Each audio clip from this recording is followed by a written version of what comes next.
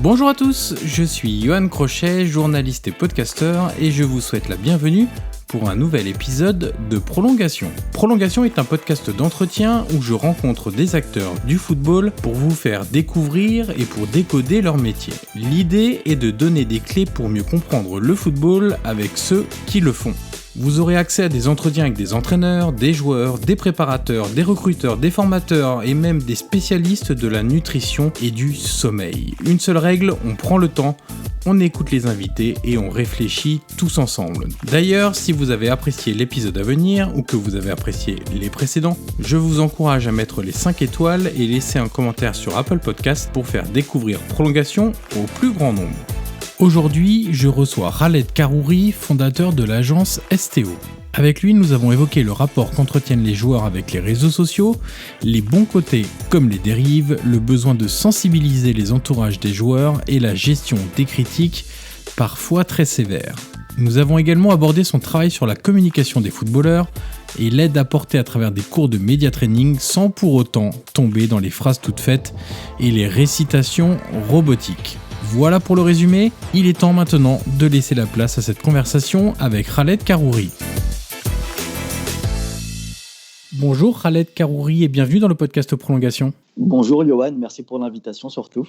Alors dans ce podcast, on commence toujours par la même question. Est-ce que tu peux nous raconter un match qui t'a marqué ? Alors ça peut être par son scénario, par une émotion particulière que tu as pu ressentir, par un résultat brut aussi. J'aime bien dire que c'est un peu ta Madeleine de Proust à laquelle tu aimes repenser de temps en temps. Alors pour moi, la réponse à cette question, elle est assez évidente parce qu'elle regroupe à la fois le scénario, à la fois l'émotion, enfin c'est la totale, c'est le match Lyon-Lens de 2002, l'année du premier titre de l'Olympique lyonnais, parce que le scénario est dingue, que c'est une finale du championnat à la dernière journée, ce qui est un fait assez rare pour pas dire inédit à ce moment-là, parce que c'est le premier titre de l'OL et parce que c'est à domicile, enfin tout était réuni, il y avait vraiment un contexte particulier autour de ce match. Lens qui avait ses 8 points d'avance à mi-championnat et puis petit à petit Lyon qui grignote pour arriver à cette finale et puis en apothéose avec ce premier titre qui va lancer ensuite la grande dynastie de l'Olympique lyonnais qu'on a connue dans les années 2000. Donc voilà, pour moi en tant que Lyonnais, c'est vraiment le match qui a marqué mon enfance, non, mon adolescence, j'avais 15 ans à l'époque et qui c'est vraiment l'âge auquel on est accro au foot plus que jamais, où on voit les footballeurs comme ses idoles et voir l'Olympique lyonnais gagner son premier titre, c'était vraiment magique ce jour-là. Justement, quel était ton rapport au football quand tu étais adolescent, même un peu plus tôt, quand tu étais enfant ? Est-ce que tu pratiquais en club ou juste avec des amis, ou même pas du tout, ce qui est aussi une possibilité ? Et si tu pratiquais, est-ce que tu avais le secret espoir de finir professionnel, comme à peu près tous les gamins à cet âge-là ? J'étais rapidement assez lucide sur mon niveau. Non, je le pratiquais avec des amis, voilà, cours de récré, les mercredis après-midi, les week-ends, etc. Mais jamais vraiment de façon assidue. De toute façon, comme je disais, j'étais assez lucide sur mon niveau. J'étais pas le plus grand technicien, j'étais pas le plus grand joueur qu'il y avait dans la cour de récréation. Par contre, j'avais le flair pour marquer des buts. J'étais toujours bien placé. J'étais un peu le Pippo Inzaghi de l'école. Donc là-dessus, c'était plutôt sympa. Mais non, aucun secret espoir. C'était vraiment, le football en tant que passion et le rapport ensuite au football en tant que fan, en tant que spectateur, que supporter, c'était viscéral, quoi. C'était regarder tous les matchs. À l'époque, j'avais pas Canal+, donc j'écoutais les matchs à la radio, je regardais en même temps le match encrypté, j'essayais de décrypter ce qui se passait à l'écran. Avec le recul, je me dis j'étais un peu fou. Mais non, vraiment, quitte à regarder la télé encryptée avec la radio, mais vraiment à fond dans les matchs, à fond dans tout, découper les petits articles de presse sur mes joueurs préférés, ce genre de trucs. J'étais accro et puis voilà, en plus ça coïncidait avec la période de l'Olympique lyonnais qui commençait à dominer le football français, donc ce qui rajoutait encore à l'émotion de l'adolescent qui était à fond dans son football. Donc ouais, non, c'était avec les tripes que je suivais ça. Alors à défaut d'avoir le niveau pour être joueur professionnel, tu les côtoies de près depuis de nombreuses années maintenant, ces joueurs professionnels. D'abord comme journaliste et puis comme on va résumer la chose comme ça, on va dire conseiller en communication. On va dire que c'est très très large, on va y revenir juste après à travers ton agence. Comment s'est faite la passerelle, justement, c'est ça qui m'intéresse, entre ta carrière de journaliste et l'ouverture de ta propre structure de communication, média training, on va y revenir un petit peu juste après. Alors moi, le journalisme, vraiment, c'était mon rêve de gosse. Et depuis l'âge de 15 ans, c'est ce que je voulais faire, journaliste sportif. J'avais ça en tête et uniquement ça en tête. Donc, j'ai tout fait pour y arriver jusqu'à avoir la chance de réaliser mon rêve, d'être journaliste sportif et en plus de suivre tout particulièrement l'Olympique Lyonnais au quotidien. Donc, j'ai pu faire vraiment exactement ce que je voulais faire. Seulement, voilà, au bout de 7 ans et demi de journalisme, j'avais le sentiment d'avoir fait un peu le tour de la question et d'avoir réalisé tout ce que j'avais à réaliser. Donc ça faisait quelques temps que j'avais en tête de quitter l'entreprise où j'étais, en l'occurrence le site Foot Mercato, et de voir autre chose. Encore fallait-il trouver l'idée. Et puis c'est en voyant des interviews de joueurs qui parfois tenaient des propos un peu incohérents, enfin, totalement disproportionnés avec ce qu'ils étaient au moment de leur carrière, et en voyant également les dérapages sur les réseaux sociaux des uns et des autres, que je me suis dit qu'il y avait peut-être un travail à faire pour accompagner les joueurs justement à la fois dans leur rapport aux réseaux sociaux, mais aussi les aider à communiquer, à faire passer leur message correctement et non pas leur mâcher le boulot, mais vraiment les aider, les accompagner dans la façon de communiquer auprès des médias. Et de cette idée est née l'agence STO en juillet 2017. Alors, dans ton travail quotidien avec plusieurs joueurs, je vais en citer quelques-uns, Lucas Touzard, Mehdi Zarkane, Alban Lafont, Bertrand Traoré et bien d'autres. Tu effectues plusieurs tâches différentes, mais qui ont, j'ai le sentiment, un peu le même but, c'est-à-dire faciliter la vie du footballeur professionnel sur un travail qui ne concerne pas le terrain et ses performances à proprement parler, mais un travail qui a potentiellement des conséquences sur ce qui peut se passer en dehors du terrain et parfois même sur le terrain. Quand on est au cœur d'un fameux mot, d'un bad buzz ou ce genre de choses-là, ça peut avoir des conséquences aussi sur ta confiance, sur du coup les performances sur le terrain. Ton métier, c'est d'être vraiment un facilitateur aussi au quotidien pour tes joueurs. Bien sûr, on a vu le cas extrême qu'on a eu à l'époque avec Serge Aurier, dont le dérapage sur les réseaux sociaux a eu des conséquences claires et nettes sur le terrain, avec une mise à l'écart temporaire, avec une vidéo qu'il a dû faire sur le site internet du club, des excuses publiques pour exprimer son désarroi face à la situation. Il y a eu un avant et un après l'affaire Serge Aurier en matière de communication chez les joueurs de foot. Et je pense que ça a fait prendre conscience à beaucoup que contrairement à l'ancienne époque où la communication, c'était pas si important que ça, on parlait à la presse autour d'un terrain de foot et puis voilà. En 2010 et maintenant 2020, la communication, ça fait partie intégrante du métier de footballeur. Au même titre qu'un footballeur s'entoure d'un nutritionniste, d'un préparateur physique, d'un préparateur mental, pour gérer tous les aspects qui lui permettent d'optimiser ensuite ses performances sur le terrain. Il lui est désormais primordial d'avoir également quelqu'un qui s'occupe de sa communication, parce qu'avec les réseaux sociaux, avec les médias en 24/24, avec les médias spécialisés, les chaînes spécialisées dans le foot, les sites internet qui font du contenu foot et du flux H24, la communication, c'est devenu quelque chose de réellement fondamental pour le joueur. C'est aussi en ça que j'ai eu cette idée, parce que en étant journaliste, j'ai bien vu l'évolution des médias et qu'aujourd'hui, le footballeur était entre guillemets... c'est pas le mot, mais entre guillemets, traqué H24 par les médias, dans le sens où la moindre petite phrase va être interprétée, surinterprétée, réinterprétée, décortiquée et ainsi de suite. Et d'une moindre phrase, on va en faire un buzz pendant 3, 4, 5 jours, voire plus, et ça peut suivre le joueur. D'ailleurs, il n'y a même pas besoin de phrases, parfois un simple like sur Instagram peut entraîner des conséquences médiatiques assez importantes et avoir un joueur qui se retrouve au cœur de l'actualité pour finalement 3 fois rien, mais c'est des choses qui font parler et qui sont régulièrement mises en avant dans la sphère médiatique au sens large. On a tous en tête des communications un peu lunaires de certains joueurs et d'ailleurs tu en as fait le constat tout à l'heure en disant que c'est ça qui t'avait fait aussi penser et pencher la balance vers la communication. On peut parler d'erreurs en interview, d'erreurs dans la vie privée, de choses qui se retrouvent sur internet comme Serge Aurier, comme tu as pu le dire, des erreurs sur les réseaux sociaux. Est-ce que tu sens déjà quand tu commences à travailler avec un joueur, on parlera après de quand il est un peu installé avec toi et tout ce que vous mettez en œuvre pour que ça se passe bien, mais quand tu commences à aborder le sujet de la communication avec les joueurs, est-ce que tu sens, là je parle vraiment de communication au sens large, pas forcément de réseaux sociaux, de prise de parole, on va résumer ça comme ça, est-ce que tu sens déjà que ça les intéresse ? Est-ce que répondre à des médias en zone mixte, en interview, en one-to-one, où là on a un peu plus le temps de s'installer, en avant-match, est-ce que tu sens que ça les intéresse ou est-ce que tu sens que pour eux, c'est vraiment une contrainte ? Sachant qu'il y a des personnalités un peu différentes, ça c'est évident. C'est ce que je voulais dire. C'est du cas par cas, vraiment.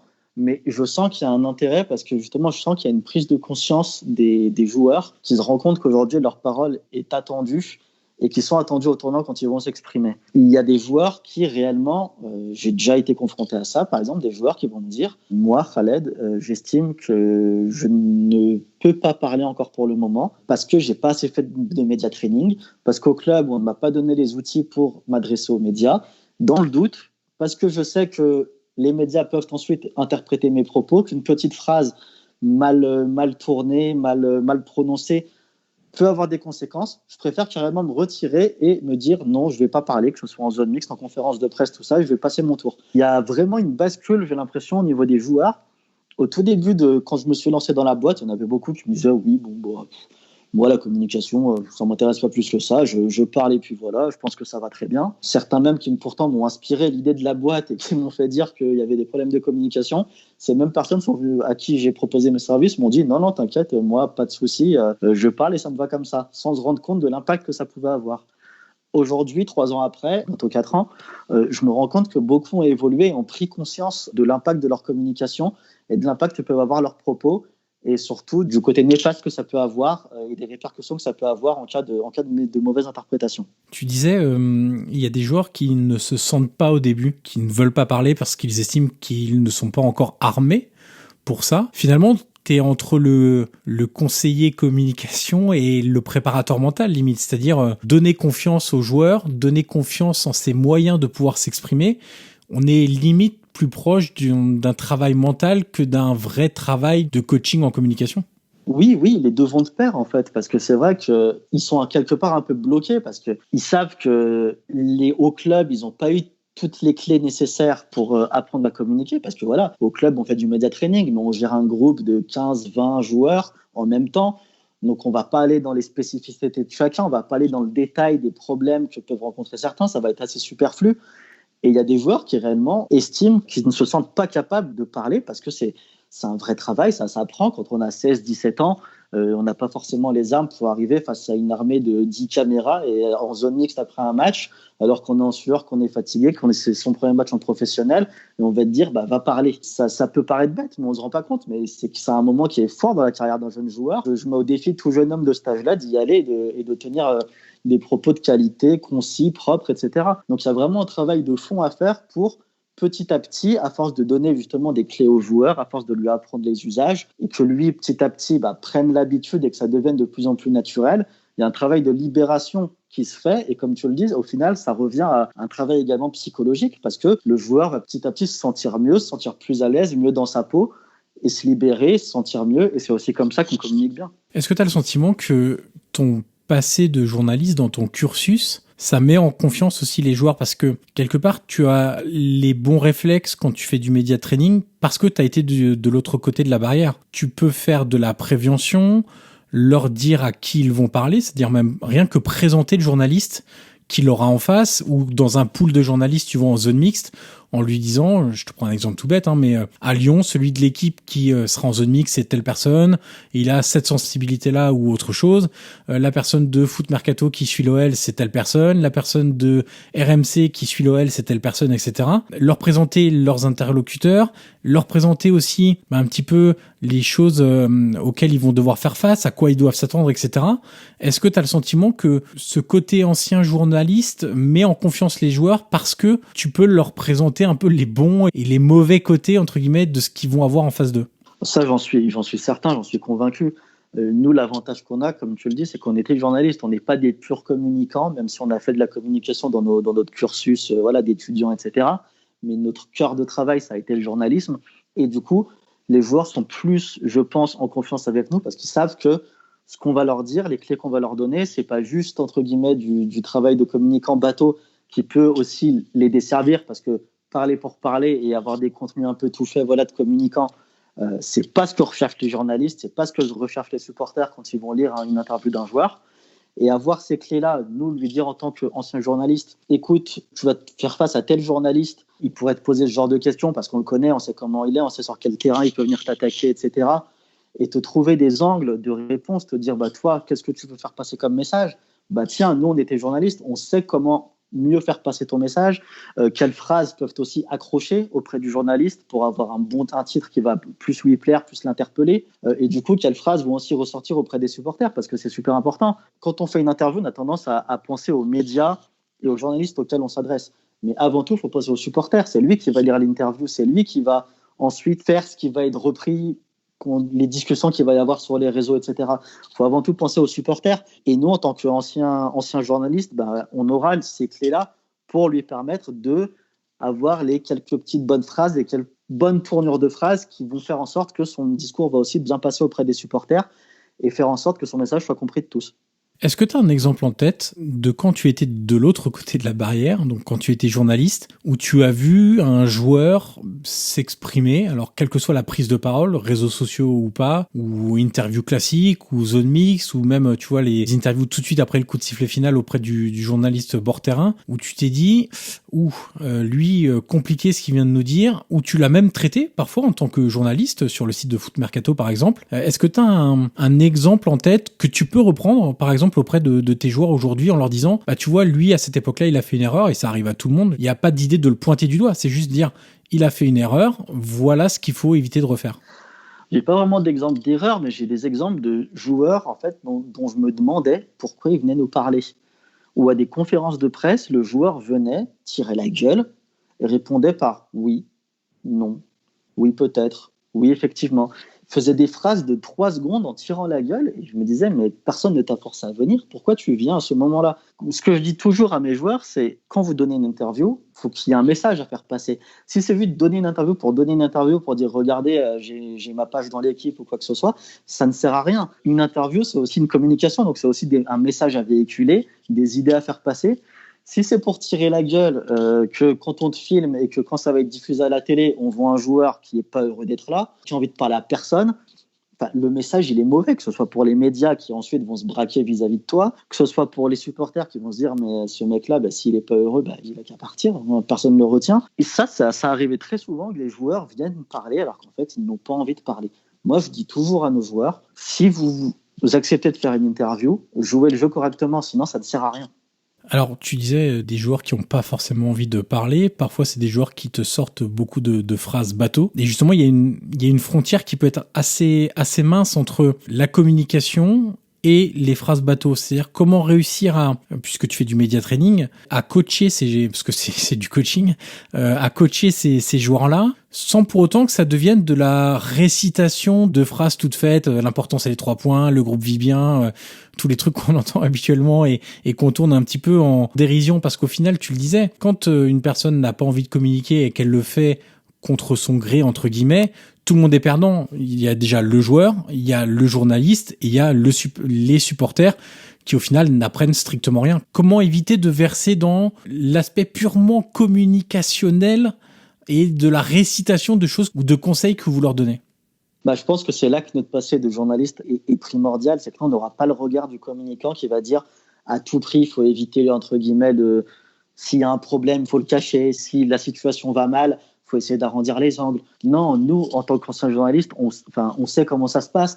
Ce qu'on va dire aux joueurs, c'est, écoute, si tu restes, par exemple, sur je sais pas moi, ton équipe vient de perdre ses 5 derniers matchs, on va pas te dire de dire aux journalistes, tout va bien, vous inquiétez pas. Non, si ça va pas, si en interne ça va pas, si toi t'es pas bien dans ta peau, si toi t'as envie de pousser un coup de gueule, on va t'aider à passer ce coup de gueule, on va te donner les clés pour le passer, on va te dire, dis-nous ce que tu as envie de dire, et ensuite on va te dire, cette phrase-là, peut-être place-la comme ça, insiste plus sur ce mot-là, sur cet aspect-là des choses, prends par ce biais-là, ce genre de choses. Mais on va jamais dire aux joueurs, fais le robinet d'eau tiède et ça va bien se passer. Non, nous, l'idée, c'est au contraire de lui dire, si tu as envie d'y aller, voilà comment y aller. Et je pense que c'est ça qui fait la différence entre nous et d'autres agences qui peuvent être concurrentes avec des gens qui faisaient de la communication avant.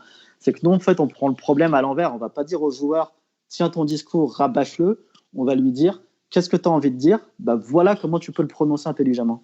En préparant l'émission, tu me disais qu'il t'était déjà arrivé et ça c'est un aspect que je trouve vraiment intéressant, de travailler en direct avec un joueur. C'est-à-dire juste après sa performance, s'il est prévu par exemple pour aller en zone mixte, on sait que parfois c'est volontaire, c'est-à-dire que le joueur s'arrête volontairement, ça c'est plutôt les jours de victoire.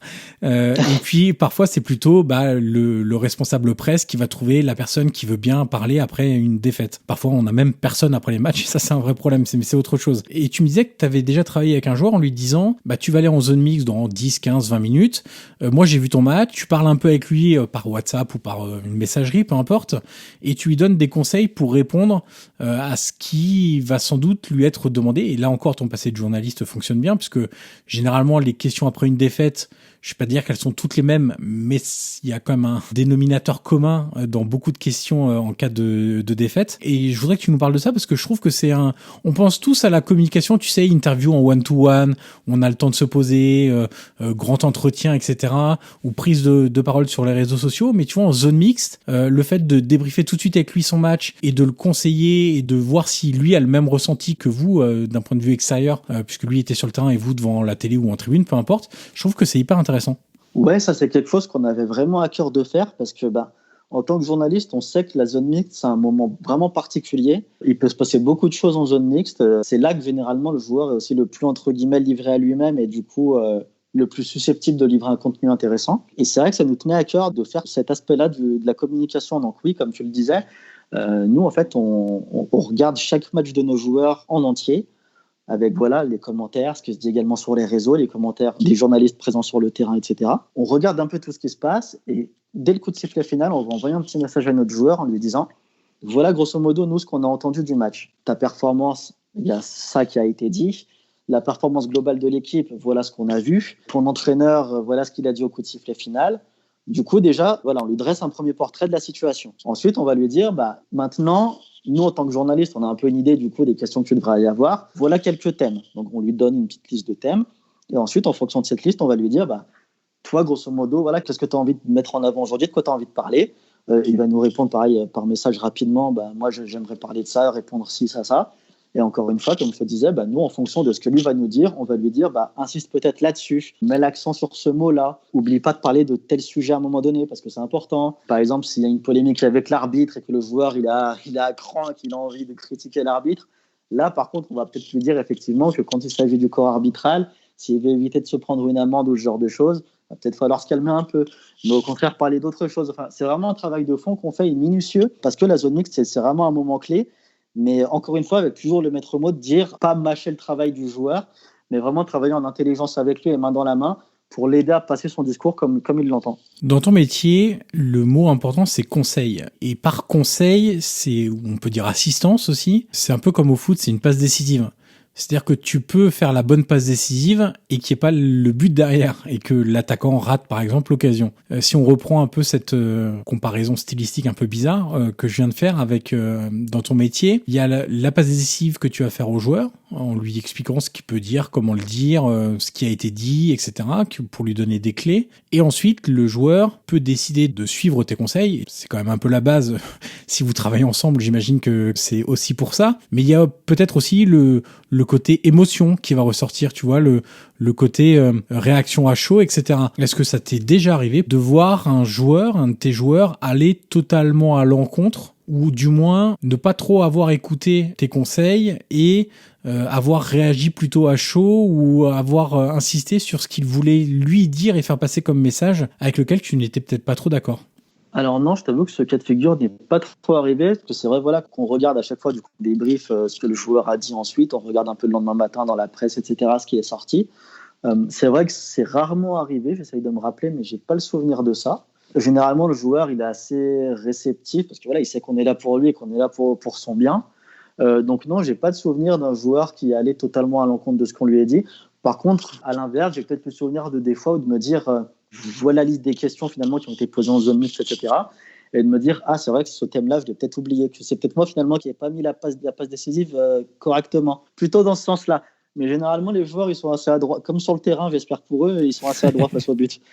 Là, on parle de la communication des joueurs et, sauf erreur de ma part, au sein de l'agence STO, vous ne conseillez pas d'entraîneur. Est-ce que c'est une évolution qui te semble tout à fait pertinente pour des entraîneurs de se faire conseiller sur la manière d'aborder les choses immédiatement à chaud après les rencontres, sur la manière de présenter les choses en conférence de presse d'avant-match, sur les leviers à actionner pour féliciter, critiquer un de ses joueurs, féliciter l'équipe de manière générale, critiquer l'équipe de manière générale, de parler de la relation avec les dirigeants.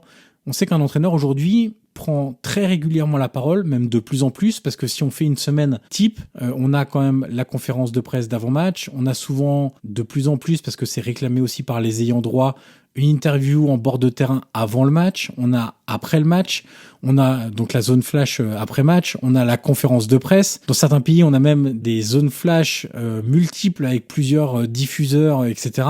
Est-ce que c'est un truc que tu aimerais faire, par exemple ? C'est quelque chose qu'on a essayé de mettre en place, pour être tout à fait honnête. On a discuté avec 2-3 entraîneurs, mais malheureusement, c'est pas allé plus loin. Est-ce que tu sais pourquoi ? Je pense que les entraîneurs, malgré tout, d'eux-mêmes travaillent plus en amont leur communication. D'eux-mêmes vont plus réfléchir à ce qu'ils vont dire.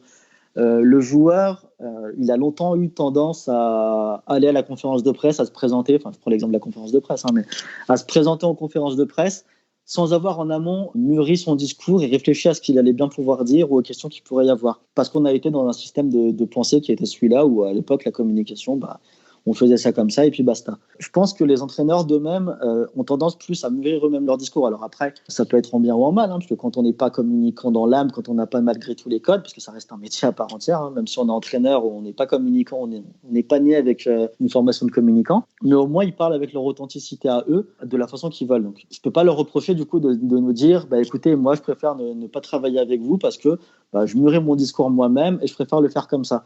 Au contraire d'un joueur qui, lui, aura pas forcément le temps de se dégager du temps pour préparer tout ça. Mais oui, nous, c'est quelque chose qu'on a voulu mettre en place. Malheureusement, ça s'est pas encore fait. Donc, on ne désespère pas qu'un jour, notre travail puisse aussi s'étendre au métier d'entraîneur. Mais je pense que la différence, elle se fait là, sur le fait que les entraîneurs, d'eux-mêmes, mûrissent leur réflexion en termes de communication avant de se présenter face aux médias.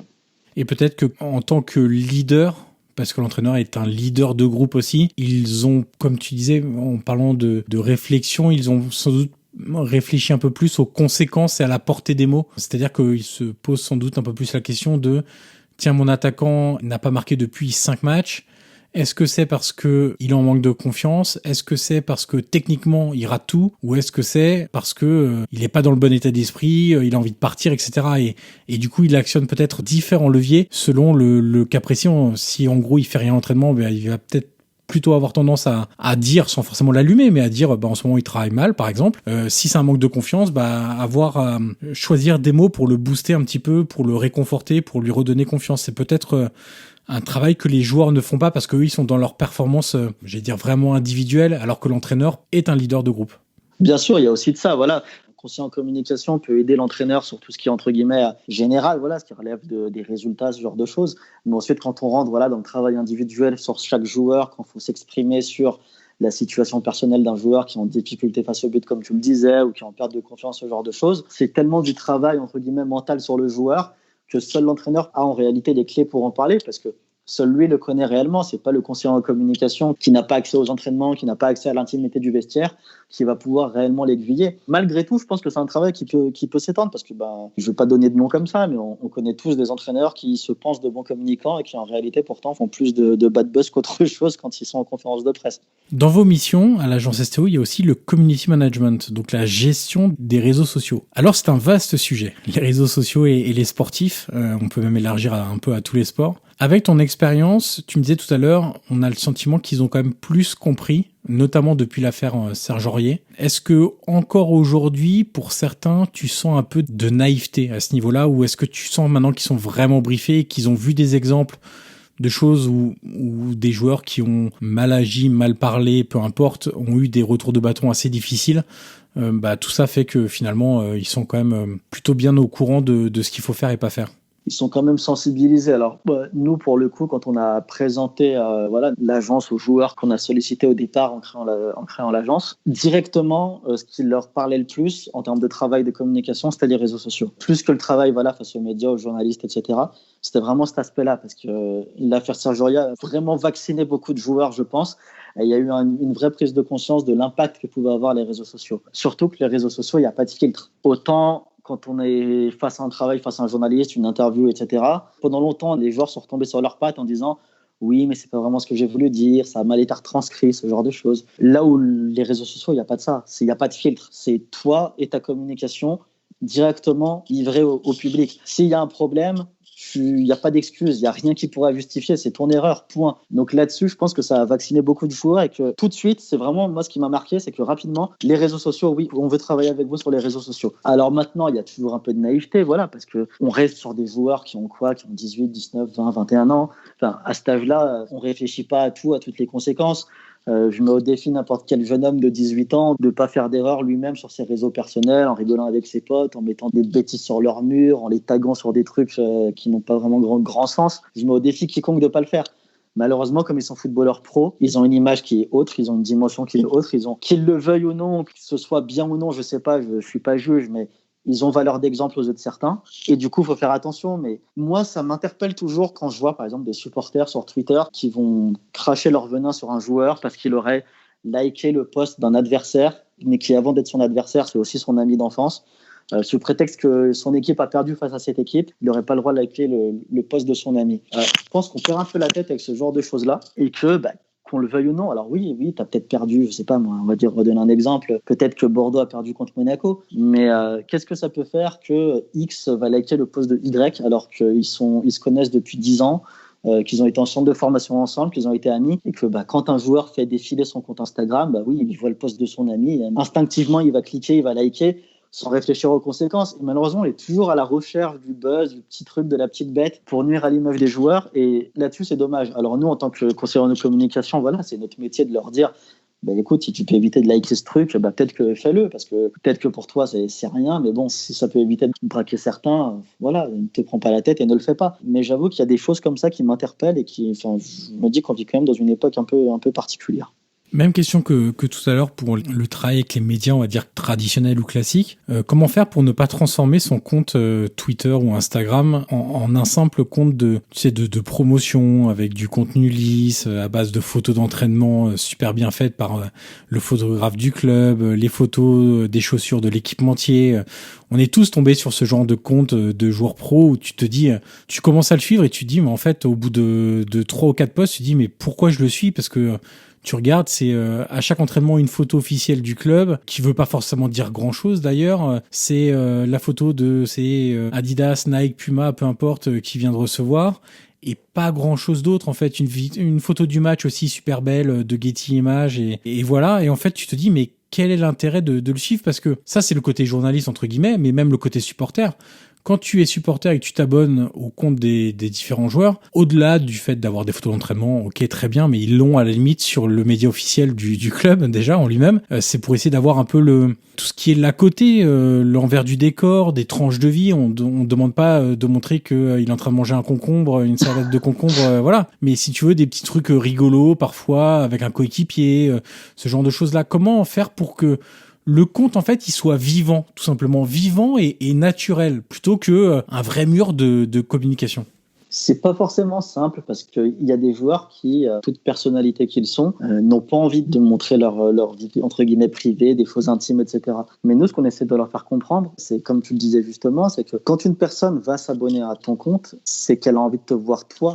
C'est qu'elle a envie de voir autre chose. C'est que tu te dois de lui donner entre guillemets quelque chose de différent, de singulier, parce que comme tu le disais, sinon tu vas sur le site officiel du club, tu retrouves les photos, tu retrouves l'actualité du club. Quand on va sur un réseau social, son nom l'indique, il y a le mot social dedans, donc il faut se donner aux supporters, qu'on le veuille ou non, c'est comme ça. Donc nous, l'idée, c'est de leur dire, leur faire un travail de pédagogie pour leur expliquer, même si t'aimes pas ça, voilà, de temps en temps, une petite photo de toi, je sais pas, moi, quand c'est Noël, une petite photo de toi en famille, ça peut pas faire de mal. Quand t'es dans le vestiaire, une petite photo avec un de tes coéquipiers que t'aimes bien, ou un petit moment où vous charriez, ce genre de choses, faire une petite story, voilà, où tu blagues avec tes potes, enfin, des petits trucs comme ça de temps en temps. Alors bien sûr, faut pas le faire constamment, parce qu'il y a aussi l'excès inverse, il y a aussi les supporters qui vont ensuite se plaindre quand un joueur montre ce genre de choses alors que son équipe perd. Donc, il faut toujours aussi garder l'équilibre entre le sportif et le personnel parce que la bascule, dans un sens ou dans l'autre, au final, on a toujours des pour et des contre. D'un côté, on va se plaindre quand un joueur en donne pas assez. D'un côté, on va s'en plaindre aussi quand le joueur en donne alors que la situation sportive du club ne l'exige pas. Ouais, où on lui dit va bosser plutôt que d'être sur les réseaux sociaux, en gros. Pour schématiser, je n'osais pas le dire comme ça, mais c'est exactement ça. Donc, oui, voilà, c'est toujours ce travail faut jongler entre les deux, toujours constamment en équilibre. Et c'est là qu'on est utile parce que voilà, quand on n'est pas encadré, qu'on aime beaucoup, par exemple, les réseaux et qu'on aime s'afficher, on va pas forcément réfléchir à l'aspect sportif et à se dire, ouais, peut-être que là, je devrais me mettre en retrait. Ou au contraire, quand on est trop penché sur l'aspect sportif et que ça ne va pas, on va peut-être ne plus communiquer du tout sur ses réseaux. Quand on va, par exemple, un joueur qui est sur le banc depuis 3-4 matchs, va peut-être se renfermer sur lui-même et ne plus communiquer.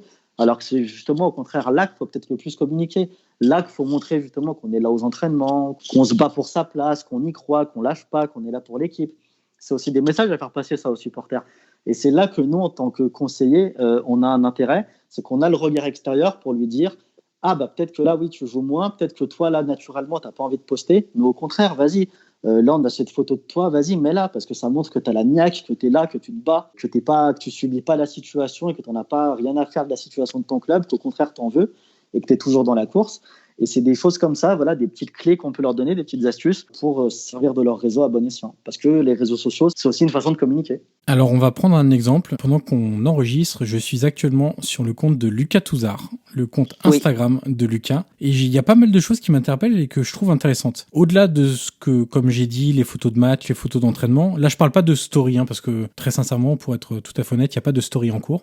Si je parle vraiment des photos mises sur son profil, il y a un vrai mix entre sa vie en club et ce qu'on a expliqué, photos de match, photos d'entraînement, et puis des petites choses un peu perso. Pour un exemple, photos pendant les fêtes de fin d'année avec, j'espère pas me tromper, sa compagne, a priori. Tout à fait.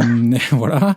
Il y a une photo où il est au bord d'un lac, a priori. Alors, je sais pas si c'est un lac ou fleuve ou je ne sais pas. À Berlin. Il y a des photos aussi en vacances, les vacances d'été. Ça, c'est le côté un peu tranche de vie, entre guillemets. Et ça, je trouve ça très intéressant. Il y a un côté que j'ai trouvé très amusant, c'est se servir un peu des mèmes ou des choses un peu rigolotes qu'on voit parfois passer sur les réseaux sociaux et se l'approprier. Les fameuses 4 photos différentes entre LinkedIn, Facebook, Instagram et Tinder. J'avoue que ce truc-là, le montage est vraiment marrant. Franchement, pour le coup, c'est bien pensé et je trouve ça assez marrant. C'était pour sa signature au Hertha Berlin. En fait, on voulait marquer le coup. Et c'était à ce moment-là que ce même circulait. Et on s'est dit, bah, c'est l'occasion de surfer dessus, c'est marrant justement. Enfin, la photo Facebook où tu es à la cool, la photo LinkedIn où tu es bien, et puis la photo Tinder, ça match avec le Hertha Berlin puisque c'est le club où tu signes et c'est ton nouveau club. Donc on s'est dit, allez, on tente. Et c'est vrai que ça a été super bien relayé sur les réseaux. Les supporters du Hertha ont adoré. Donc ouais, c'est aussi le travail qu'il faut faire, le travail entre guillemets de veille sur voilà, les choses qui se passent, les choses qui se font, et essayer de rebondir là-dessus pour nos joueurs. Et dernier élément que je voulais évoquer avec toi, il y a une publication du mois de mars, rester à la maison. Ça n'a jamais été aussi facile de sauver des vies. Donc là, on est vraiment dans le côté plus citoyen que footballeur. Est-ce que c'est un sujet de discussion? Comment vous l'abordez avec les joueurs? J'imagine que c'est eux qui, alors, soit ils vous en parlent ou soit ils le font instinctivement tout seuls. Mais quel est votre échange sur les sujets de société, notamment? Là, c'est un vrai sujet parce que c'était au tout début de l'épidémie Covid et je crois que c'est le jour où le confinement a été annoncé, le 16 mars, si je dis pas de bêtises. Et c'est une prise de parole forte pour un footballeur. Et parfois, on attend aussi ça. On attend aussi ça parce qu'on sait que c'est des gens qui sont très suivis. Tu parlais tout à l'heure du rôle de modèle. Et effectivement, moi, je considère qu'un footballeur, à aucun moment, ne doit être un modèle. C'est simplement un être humain comme les autres, avec ses forces, ses faiblesses, ses failles, comme ses bons côtés. Et que les erreurs, ça arrive à tout le monde. Et comme tu le disais, à 18 ans, 20 ans, 21 ans, même 30 ans, on peut faire des erreurs. Mais c'est vrai que cette prise de parole-là, parfois, elle est encouragée. On entend souvent des journalistes ou même des supporters dire ce serait bien qu'ils s'expriment sur tel ou tel sujet. Parfois, c'est critiqué, à l'inverse. Comment vous gérez ça avec vos joueurs? Là-dessus, on a toujours été clair avec les joueurs. Nous, on est force de proposition, mais après, on ne veut pas trahir leur personnalité. C'est-à-dire que là, par exemple, pour le confinement, on a proposé à nos joueurs, on leur a dit, voilà, nous, on voit que c'est le confinement, il y a sûrement un message à faire passer là-dessus parce que c'est très important. Et il y a des choses à respecter, ça ne va pas être simple pour tout le monde et il y aura sûrement des gens qui voudront ne pas respecter, etc. On vous le propose, est-ce que vous voulez le faire ou pas? Ça a été pareil avec le mouvement Black Lives Matter, où voilà, il y a eu pas mal de choses qui sont mises en place sur les réseaux et on a dit à nos joueurs, écoutez, nous, on vous propose de poster, maintenant, c'est vous en tant que citoyen qui décidez si oui ou non vous voulez vous positionner. Nous, on n'est pas là pour vous dire ouais, mais c'est bien, tu vas voir, c'est le sujet qui buzz en ce moment. Et puis en plus, si tu fais un truc sur ça, tu vas voir, tu vas prendre 100 000 followers, ou enfin 10 followers, ou 15 followers, ou 100 followers, ou j'en sais rien. Nous, vraiment, l'idée, c'est de leur dire, c'est votre réseau malgré tout, donc c'est votre image qui va être en jeu. Qu'est-ce que vous avez envie de faire? Nous, on vous propose de le faire parce qu'on estime que c'est important, parce qu'on estime que la cause, nous, en tout cas, nous touche à titre personnel. Maintenant, est-ce que vous voulez le faire ou pas? Et ensuite, c'est chacun avec son libre arbitre qui va nous dire, écoutez, moi, sur ce sujet-là, je vais passer. Ou d'autres qui vont nous dire, au contraire, ouais, on va y aller parce que moi, ça me tient à cœur aussi. Et c'est vrai que j'ai envie de le faire maintenant que vous m'en parlez. Donc, c'est vraiment du cas par cas. avec, encore une fois, en ligne de mire, la perception que le joueur peut avoir et le respect de sa décision. Parmi les dérives sur les réseaux sociaux, Instagram ou Twitter, peu importe, même Facebook pour ceux qui sont encore sur ce réseau, il y a les commentaires haineux ou simplement insultants en cas de contre-performance. Alors, on part du principe que chaque joueur a sa propre personnalité, que chacun réagit donc à sa façon, à sa manière. Comment vous conseillez vos joueurs là-dessus quand ça ne va pas bien en fait? Parce que finalement, j'ai pas envie de dire que c'est facile de communiquer quand tout va bien, on va dire que c'est plus facile en tout cas. Quand ça va moins bien, quelle est votre approche avec eux? Et notamment un match important qui est perdu ou vraiment une performance où un des joueurs passe à côté et peu importe, il marque un but contre son camp qui est décisif ou ce genre de choses-là. Quels sont les conseils en gros? Essayez déjà d'éviter de consulter les réseaux sociaux les lendemains de défaite par exemple, ne pas répondre surtout aux provocations, aux insultes. Alors déjà, moi, je voulais mettre quelque chose en avant parce que c'est quelque chose dont on ne parle pas beaucoup.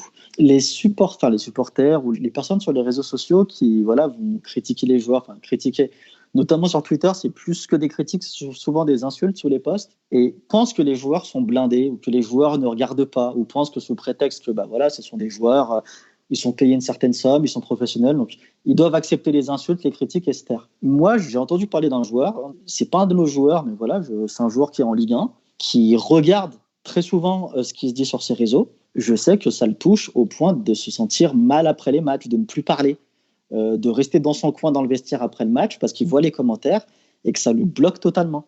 Et je me dis que les gens ne se rendent pas compte en fait de l'impact que ça peut avoir sur le mental et le moral des joueurs. Alors oui, certes, ils touchent une certaine somme, oui, certes, ils sont privilégiés, etc. Mais et encore pas tous, hein, parce que ça c'est toujours c'est le fameux exemple des joueurs qui touchent le plus, mais un joueur moyen alors ça reste des hauts salaires, hein, c'est pas la question, hein. Mais même un joueur de Ligue 2, c'est pas le contrat de Cristiano Ronaldo. Hein.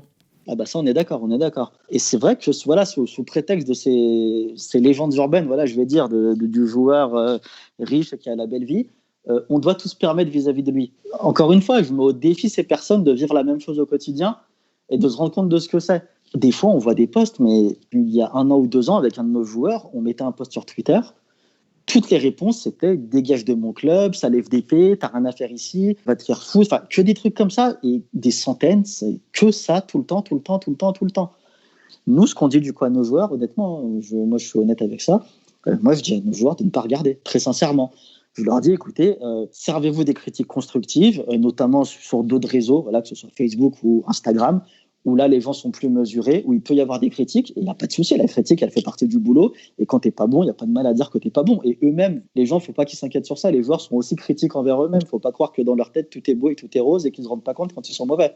Voilà, regardez sur ces réseaux-là si vous le voulez, mais par contre, sur Twitter, honnêtement, je leur dis, c'est à proscrire, parce qu'il y a un tel déversement de haine, et de la recherche, entre guillemets, de la bonne phrase, parce que sur Twitter, toute parole se vaut, il suffit qu'un petit tweet en dessous fasse un petit peu le buzz et hop, ça va faire 1000 retweets et ça va faire un buzz et ils vont se sentir pousser des ailes, ils vont ensuite jouer à ça et ça va devenir la nouvelle mode à celui qui fera le plus de tweets en insultant le joueur. Et moi, je leur dis honnêtement, ne regardez pas parce que à part vous pourrir le cerveau et vous faire du mal, je pense que vous êtes suffisamment critique envers vous-même, que vous avez un entourage aussi qui est là pour vous critiquer, que vous savez, vous êtes au courant de vos mauvaises performances, que le coach vous le dit, que les coéquipiers vous le disent.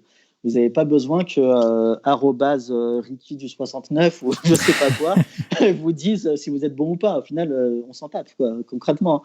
Donc moi je leur dis clairement, évitez. Je vais prendre un exemple. Alors je suis désolé, ça tombe encore sur lui, de Lucas Touzard. Pas de problème. Alors je sais pas si c'est de lui dont tu parlais juste avant, mais je crois pas. Je pense savoir de qui tu parlais, un de vos joueurs qui avait subi comme ça beaucoup d'insultes. On sait que Lucas a reçu pas mal de critiques à un moment donné dans son parcours à l'Olympique Lyonnais sur les performances et peut-être parfois même plus sur le profil de joueur qu'il était, plus que parfois sur les performances, parce qu'on attendait autre chose à ce moment-là, des supporters attendaient autre chose à ce moment-là d'un milieu de terrain à l'OL. Comment vous avez géré cette situation-là avec lui, toutes ces nombreuses critiques? J'imagine qu'il y avait des insultes aussi parce que c'est commun sur les réseaux sociaux, mais comment vous avez géré ce cas-là? Si on peut parler un peu de ce cas-là en détail sans forcément rentrer dans tous les secrets, mais pour que les gens se rendent compte un peu de votre travail dans les situations, on va appeler ça de crise, qui est un terme de communication, mais pour le coup c'est un peu le cas quand même.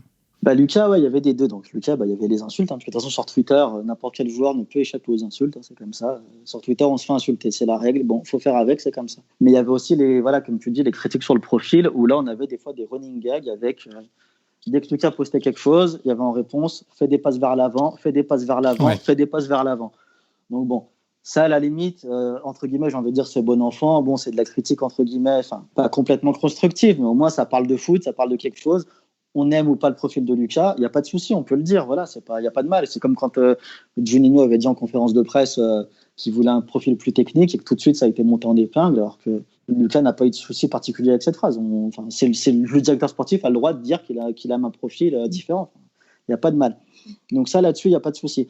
Avec Lucas, en fait, il a assez de recul par rapport à ça. C'est un joueur qui a assez la tête sur les épaules et qui a un entourage assez stable, etc. Donc il réfléchit beaucoup. Je me permets juste de te couper parce qu'il est jeune quand même, Lucas aussi. Hein. Ouais, il est jeune, mais il a beaucoup de gamberges par rapport à ça. Et pour tout te dire, hein, une fois, on m'a raconté, donc je connais un gars qui est supporter de l'OL et qui va régulièrement aux entraînements, et qui m'a dit qu'une fois, il a parlé pendant 1 heure avec Lucas Touzard, que Lucas s'est arrêté, parce qu'il voulait lui parler, donc il s'est arrêté. Il lui a dit, voilà, moi je comprends pas pourquoi ton jeu en ce moment, je me souviens d'un match de toi à Monaco il y a 2 ans où tu avais été monstrueux, et depuis on retrouve pas ça, depuis tu es un peu dans le dur, voilà, tu n'as plus cette prise d'initiative, etc. Et pendant 1 heure, Lucas s'est arrêté, sans savoir que je connaissais cette personne, hein, tu vois, il y avait pas de, voilà, c'était comme ça, improvisé. Et pendant 1 heure, ils ont débattu, voilà, sur le rôle de Lucas Touzard, sur comment il voit les choses, sur comment lui il se sent, etc. Et du coup, cette personne est revenue vers moi quelques jours après en me disant, en fait, tu sais pas, j'ai parlé avec Lucas, machin et tout. Je lui ai dit, ah bon, il m'en a pas parlé, j'étais pas au courant, tu vois. Il m'a dit, ouais, voilà, pendant 1 heure, il s'est arrêté, on a discuté. C'était super intéressant parce que voilà, je l'ai critiqué, il a pris les critiques, il n'y avait pas de problème, il ne l'a pas pris personnellement, il ne m'a pas haussé le ton, etc. Au contraire, on a bien échangé, on a eu un échange constructif, un débat. Et j'ai trouvé ça super intéressant, voilà, qu'un joueur, sans qu'on lui demande quoi que ce soit en plus, prennent le temps de discuter, parce qu'on croit que les joueurs, encore une fois, sont des machines, sont des robots, ou ne se rendent pas compte, sont un peu hors sol et ne se rendent pas compte de la réalité. Mais Lucas, en tout cas, c'était l'exemple contraire, c'est-à-dire que lui, il a très conscience quand il est bon et quand il ne l'est pas. Et quand il y a des critiques constructives, il n'hésite pas à parler, à s'exprimer sur ça. Et j'ai trouvé ça très fort de sa part d'avoir fait ça. On a pris l'exemple jusque-là des joueurs qui pouvaient éventuellement déraper dans leur communication. Il y a un phénomène de plus en plus important, ou inquiétant même pour les joueurs, c'est le comportement de l'entourage, aussi sur les réseaux sociaux. L'entourage au sens large, ça peut être les compagnes ou les compagnons pour les joueuses, ne les oublions pas non plus, les membres de la famille, des amis, tout simplement. Et c'est vrai que c'est un vrai phénomène, parce qu'on a tous en tête des choses qui se sont passées il y a pas si longtemps que ça, où des compagnes de joueurs sont venues à insulter l'entraîneur, ce genre de choses-là. Est-ce que vous, au sein de votre agence, il vous arrive de faire un peu de prévention et d'éveil à la bonne communication sur les réseaux sociaux avec l'entourage? Alors ça peut être de manière directe, donc avec l'entourage, ou de manière indirecte à travers votre joueur? Alors, je touche du bois parce que le cas de figure de l'entourage qui insulte l'entraîneur ou les supporters n'est pas encore arrivé chez nous. Donc, je touche du bois pour que ça n'arrive jamais. Malgré tout, ouais, c'est déjà arrivé qu'on ait affaire à de l'entourage pour discuter de certaines choses. Parce que je sais que des fois, l'entourage ne se rend pas compte. Mais par exemple, quand il y a un article qui ne plaît pas dans les médias, des membres de l'entourage qui veulent ensuite parler avec le journaliste, avoir des réponses, etc. Et nous, on va leur expliquer que non, c'est pas comme ça que ça marche et que c'est pas défendre le joueur que de faire ça. C'est au contraire lui mettre une balle dans le pied que de vouloir mettre, entre guillemets, des petits coups de pression ou autres aux journalistes. Parce que, de un, le journaliste, il peut dire ce qu'il veut, il est dans son droit, il n'y a pas de problème. C'est son droit de critiquer s'il y a matière à le critiquer. Et puis, encore une fois, comme je dis toujours à nos joueurs, c'est que si déjà, au bout de 2, 3 ans, 4 ans de carrière, il y a déjà des problèmes comme ça, pour continuer sur la durée, ça ne va jamais le faire. Et il faut se rendre compte qu'une carrière, c'est long et qu'une réputation, ça se fait vite et qu'il faut faire très attention à ce genre de choses. Donc après, on n'a pas trop eu de cas, c'est déjà arrivé 1 ou 2 fois ce genre de choses, mais globalement, il n'y a jamais eu trop de problèmes avec l'entourage des joueurs. Pour l'instant, je dis bien pour l'instant. Comme dirait un célèbre commentateur, en tout cas, on te le souhaite. S'il faut éviter tout dérapage aussi sur les réseaux sociaux, c'est parce que c'est aussi devenu une source de revenus pour les joueurs. C'est-à-dire que les équipementiers aiment les joueurs avec une grosse communauté, les marques qui veulent s'associer aux joueurs également. Et ça, j'imagine que les joueurs s'en sont bien rendus compte et l'ont bien compris aussi, ça. Bien sûr. Les réseaux sociaux, c'est aussi devenu une source entre guillemets, de revenus annexes pour le footballeur. Après, là, c'est pareil. Je profite là de la tribune que tu m'offres pour démystifier ça. Ça touche que très peu de footballeurs. Bien Voilà, sûr. c'est vraiment très rare. Le joueur lambda de Ligue 1, il n'a pas de contrat qui lui permette ensuite de dégager des revenus en faisant des posts sur les réseaux sociaux. Voilà, tout le monde n'est pas Cristiano Ronaldo qui peut se faire 1 million d'euros en un post sur Instagram. Par contre, l'équipementier peut se servir aussi de ça dans les négociations. Sa notoriété, la taille de sa communauté peut avoir une influence. Par contre, ça tout à fait, voilà, pour les équipementiers, là, par contre, ça peut avoir une influence. Plus la communauté est grosse, plus l'équipementier peut ensuite donc se servir du joueur pour mettre en avant, voilà, ses nouveaux produits, ses nouvelles baskets, etc. Plus là, voilà, il peut y avoir ensuite des euros à gagner. Mais de là à dire ensuite que les joueurs vont diversifier leurs revenus, vont avoir plusieurs contrats avec des marques, etc., en se servant de leurs réseaux sociaux, pour l'instant, on est encore en tout cas très loin du compte au niveau des joueurs de Ligue 1. Ça touche, hormis les joueurs du PSG et une poignée d'autres, ça touche personne pour l'instant. Une dernière question sur les réseaux sociaux. Toutes les questions que je t'ai posées, en fait, je suis parti du principe où c'est le joueur qui gérait son compte lui-même. C'est-à-dire que vous étiez là pour l'assister et le conseiller, mais que finalement, la prise de décision et même l'action en elle-même, c'était le joueur qui le faisait. Est-ce que des joueurs vous ont demandé de gérer vous-même ces réseaux sociaux? Parce que soit un peu la flemme, soit pas forcément l'appétence pour les réseaux sociaux, mais il sait que c'est une nécessité, ou soit tout simplement pas à l'aise pour communiquer. Alors la prise de décision, elle se fait toujours en commun parce que nous, c'est ce qu'on leur explique toujours, ça on veut les mettre à contribution parce que qu'ils le veuillent ou non, c'est leur image à eux. Donc, il faut qu'ils aient leur mot à dire dessus. Donc, la prise de décision, voilà, quand on va leur proposer des textes, on va leur proposer du choix dans les images, etc., mais on leur laisse décider ensuite de quel texte choisir et quelle image choisir.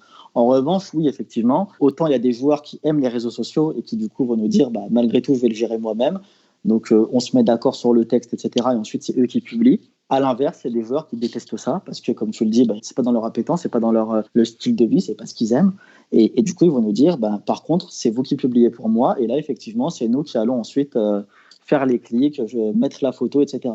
Mais bien sûr, toujours en accord avec le joueur sur les choix des contenus, parce que c'est son image et qu'on veut surtout pas lui mâcher le travail, parce que c'est comme pour ce qui est de la partie travailler avec les journalistes. On veut pas en fait faire tout de A à Z et que le joueur ait rien à faire, parce que c'est pas comme ça que ça marche. Le joueur est partie prenante, c'est son image, c'est lui qui est entre guillemets en première ligne. Donc on veut et on tient, et ça c'est quelque chose qui nous tient à cœur, que le joueur choisisse avec nous, toujours. Mais du coup, si c'est vous qui gérez le contenu, enfin le compte, pardon, est-ce que c'est pas justement plus difficile pour récupérer le contenu? Parce que si le joueur a la main sur le compte, je veux dire, une story faite avec son coéquipier dans le vestiaire, c'est facile, et en un clic, c'est fait. Si là, c'est vous, il est obligé de vous transmettre la vidéo, que vous en occupiez derrière, est-ce que pour vous, au final, c'est pas plus compliqué, et du coup, on peut avoir le sentiment que c'est un peu moins naturel dans le process? Non, bien sûr, parce que pour tout ce qui est story, de toute façon, nous, ce qu'on leur dit, c'est de le faire eux-mêmes. Non, qu'on soit bien d'accord. Nous, on se gère la partie post, publication, etc. Mais après, on leur dit toujours, même si on a les accès au compte, lui, il les a également. Donc, lui, il peut aussi poster 2-3 fois quand il a envie. Et ensuite, pour les stories, nous, on va l'inciter à le faire parce que c'est important de faire des stories de temps en temps. Donc, non, qu'on soit bien d'accord, le joueur a également accès à son compte. Et si on le gère, on va dire grosso modo 80% du temps pour tout ce qui est les posts au quotidien. Pour les trucs comme ça, les trucs particuliers, les stories ou puis des petits posts comme ça de famille ou ce genre de choses, c'est le joueur qui a la main dessus, on est d'accord. Petite question boutade entre guillemets, vous gérez pas mal de comptes, ça vous est jamais arrivé de poster un truc sur le profil de Mehdi Zarkane qui concernait Lucas Touzard? Si je fais la réponse politiquement correcte, je vais dire évidemment que non. Si je fais la réponse réelle, c'est possible que ce soit arrivé une ou deux fois, mais ça n'a pas duré plus d'1 ou 2 secondes et heureusement, ça a vite été enlevé. Voilà. Ouais, c'est le multi-compte n'est pas toujours facile à gérer et parfois on peut passer à côté. C'est arrivé à je veux dire, ceux qui gèrent plusieurs comptes, même à leur échelle, leur propre échelle, le compte personnel, le compte du média par exemple, etc. Si on parle de journalistes, ou même d'un club, entre le community manager d'un club et son compte personnel, parfois il y a eu des petits soucis. C'est une réalité. Mais c'est ce que j'allais dire, c'était plus souvent de croire publier sur le compte du joueur et en fait je publiais sur mon compte. C'était plus dans ce sens-là plutôt qu'entre 2 comptes de joueurs. Oui, c'est déjà arrivé, mais heureusement on se rend compte assez rapidement, on enlève ça au bout d'1 seconde et on le refait, donc généralement ça passe inaperçu. Enfin j'espère.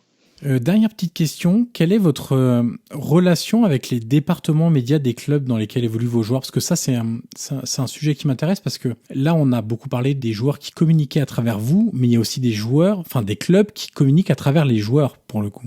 Et eux aussi, les clubs sont directement impactés par la bonne ou la mauvaise communication d'un joueur. On prend l'exemple de Serge Aurier. Alors les gens vont dire, il parle encore de Serge Aurier, donc on pourrait peut-être prendre un autre exemple, mais si demain, on va prendre un autre exemple hypothétique pour le coup, pour pas partir sur Serge Aurier, mais si demain, un joueur du Stade Rennais, sur ses réseaux sociaux, fait quelque chose de totalement hors du commun et hors du commun de façon négative, on va parler de ce joueur-là comme étant un joueur du Stade Rennais. Donc forcément, il y a un impact sur le club derrière. Quelles sont vos relations avec les départements médias, départements presse des clubs dans lesquels évoluent vos joueurs? Parce que ce que vous faites, vous, peut avoir un impact sur eux.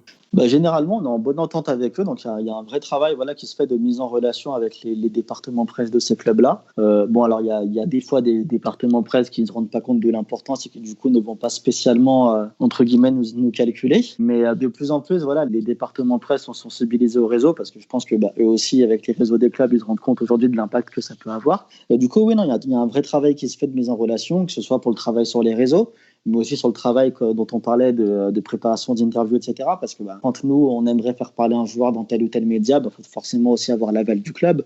Donc il y a un vrai travail de mise en relation pour discuter du timing, pour trouver une date, trouver un lieu où faire l'interview, des petits détails comme ça de travail de mise en place en amont qu'on doit faire ensemble.